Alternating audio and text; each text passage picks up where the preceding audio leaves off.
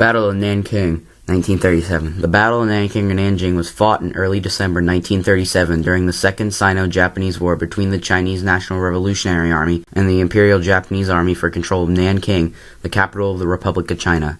Following the outbreak of war between Japan and China in July 1937, the Japanese government, at first attempting to contain the fighting, and sought a negotiated settlement to the war.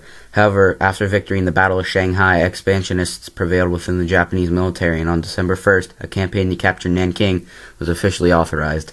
The task of occupying Nanking was given to General Yuan Matsui, the commander of Japan's Central China Area Army, who believed that the capture of Nanking would force China to surrender and thus end this war.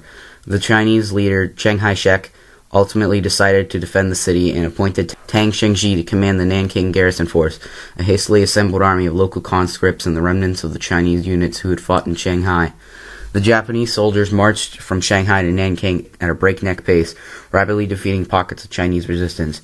By December 9th, they had reached the last line of defense, the Fuko Line, which had lay behind Nanking's fortified walls.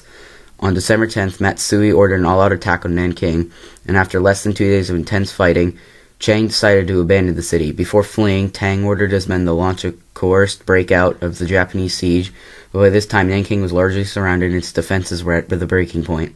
Most of Tang's units simply collapsed, and their soldiers often casting off their weapons and uniforms in the streets in hopes of hiding among the city's civilian population.